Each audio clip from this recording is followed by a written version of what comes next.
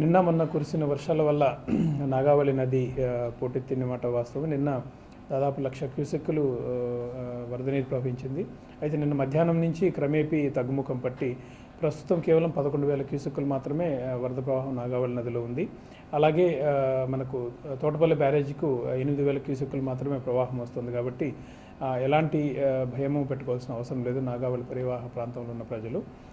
అయితే వంశధారలో మాత్రము ప్రస్తుతానికి దాదాపు 40,000 క్యూసెక్కులు పైచిలుకు వాటర్ రిలీజ్ చేయడం జరుగుతుంది.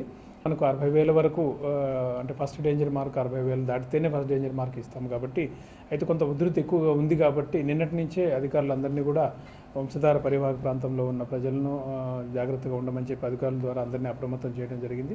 అధికారులందరినీ కూడా సర్వసన్నద్ధంగా ఉండమని చెప్పడం జరిగింది. అయితే ఇప్పటికీ ఒరిస్సాలో కొంత వర్షాలు తగ్గుముఖం పట్టాయి. ఆ జిల్లాల కలెక్టర్లతో కూడా మాట్లాడడం జరిగింది. సో కాబట్టి వరద ప్రవాహం కొంచెం తగ్గేదానికి అవకాశం ఉంటుంది. బట్ అయితే ఈరోజు రేపు మరి అల్పపీడనం తీవ్ర అల్పపీడనంగా మారడం వల్ల భారీ వర్షాలు కురుస్తాయనే హెచ్చరికల నేపథ్యంలో ఇప్పటికే మనకు రాత్రి నుంచి జిల్లా అంతా విస్తారంగా వర్షాలు పడుతున్నాయి. కాబట్టి ఎలాంటి ఛాన్స్ తీసుకోకుండా నాగావళి పరివాహక ప్రాంతంలోనూ అలాగే వంశధార పరివాహక ప్రాంతంలోనూ మహేంద్ర తనయ ఉపనది పరివాహక ప్రాంతంలో అన్ని చోట్ల కూడా బాహుదా కానీ అన్ని చోట్ల కూడా అధికారులందరూ అప్రమత్తంగా ఉండాలని చెప్పి ఇప్పటికే ఆదేశాలు జారీ చేశాము. నిరంతరము కూడా ఈ పరిస్థితిని పర్యవేక్షిస్తూ ఉన్నాము.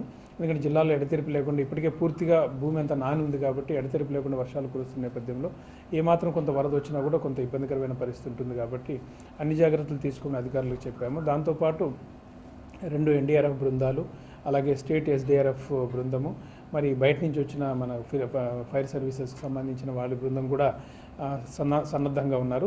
ఎక్కడ ఏ ఇబ్బంది వచ్చినా కూడా వెంటనే బృందాలను పంపించేదానికి వాళ్ళని సర్వసన్నద్ధంగా ఉండమని చెప్పాము.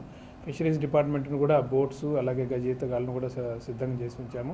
దీంతోపాటు మీ ద్వారా తీర ప్రాంత ప్రజలకు ముఖ్యంగా మత్స్యకారులకు తెలియజేయడం ఏమంటే ఈరోజు రేపు తీవ్ర అల్పపీడనం నేపథ్యంలో దయచేసి ఎవ్వరూ కూడా వేటకు వెళ్ళొద్దని విజ్ఞప్తి చేస్తున్నాము. దాంతోపాటు తీర ప్రాంత గ్రామాల్లో ఉన్న అధికారులు ముఖ్యంగా వీఆర్ఓస్ తహసీల్దార్లు వాళ్ళందరికీ కూడా మత్స్యకారుల దగ్గరికి వెళ్ళి వేటకు వెళ్ళొద్దు అని సూచించమని కూడా చెప్పడం జరిగింది.